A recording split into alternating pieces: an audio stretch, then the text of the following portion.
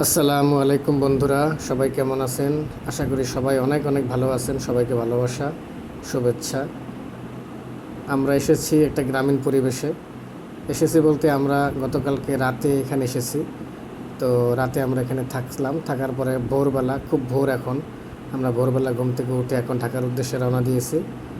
এটা হচ্ছে একটা ছোটোখাটো ব্রিজ আর কি। ব্রিজ বলে না, কালভার্ট বলে এগুলারে, ছোটোখাটো একটা কালভার্ট। তো কালভার্টের এই নিচে আবার ধানি জমি। সম্ভবত বর্ষাকালে এই সমস্ত জায়গা পানিতে ভরে যায়, এই দুই পাশের এই জায়গা। তবে এখন যেহেতু গরমকাল, তাই পানি নাই।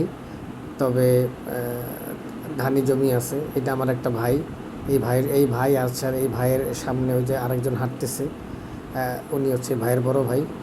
এই দুই ভাইয়ের সাথেই আমি এখানে আসছি গতকালকে রাতের বেলা। তো খুব ভালো লাগতেছে পরিবেশটা।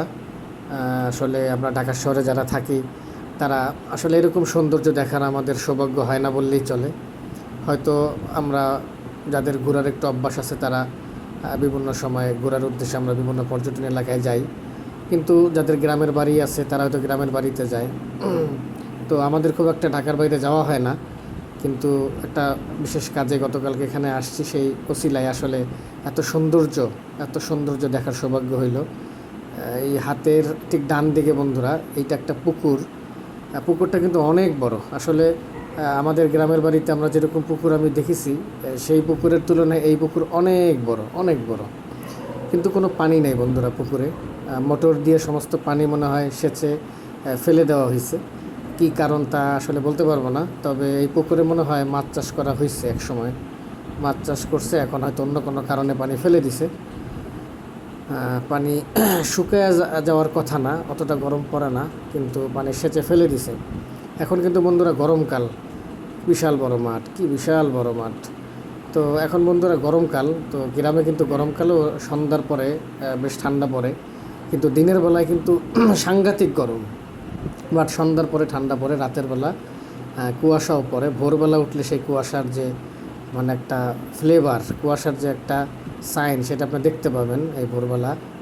ঘুম থেকে উঠে যদি গ্রামে আপনি হাঁটেন, তাহলে আপনি এই সুন্দর দৃশ্য দেখতে পাবেন। আমি কিন্তু এখন খালি পায়ে হাঁটতেছি। আমি আসলে কবে যে লাস্ট খালি পায়ে হাঁটছি তা আমার আসলে মনে নাই। খুব ছোটোবেলায় হয়তো গ্রামে আমি খালি পায়ে হাঁটছি, তারপরে আসলে এইভাবে হাঁটার সুযোগ হয় নাই। বাট এখন আমি হাঁটতেছি, আমার এত ভালো লাগতেছে। ওই দূরে হচ্ছে আপনার গজারি গাছের বন আছে। ওই যে গজারি গাছের বন, ওই গজারি গাছের বনের ওইখানে আবার ছোট ছোট টিনের ঘর আছে। টিনের ঘরে ওই যে দেখা যায় টিনের ঘর, দেখেন ওই টিনের ঘরে কিন্তু ছোট ছোট পরিবার থাকে।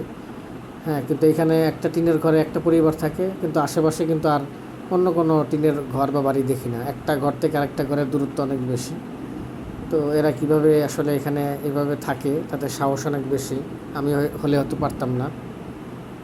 খুবই চমৎকার, খুবই চমৎকার, খুবই ভালো লাগতেছে। মানে ভাষায় প্রকাশ করতে পারবো না। আসলে এরকম সৌন্দর্য আমাদের সবার জীবনেই আসলে আমরা সবাই চাই যে এরকম সৌন্দর্য, এরকম আনন্দ, এরকম প্রশান্তি আমাদের জীবনে আসুক। শহরে জীবনে আমরা আসলে টাকা পয়সার জন্যই থাকি, সুযোগ সুবিধা, পড়াশোনা থেকে শুরু করে যাবতীয় সুযোগ সুবিধা ইত্যাদির জন্য আমরা শহরে থাকি। কিন্তু মানসিক প্রশান্তি, মানসিক ভালো লাগার জন্য কিন্তু আমরা গ্রামেই আসি। কারণ গ্রামের সেই সৌন্দর্যটা আসলে আল্লাহ পাক দিছেন, বা আমরা গ্রামের সেই সৌন্দর্য ধরে রাখছি, যেটা শহরে আমরা পারি নাই। এই হচ্ছে সেই কাঁচা মেঠো রাস্তা।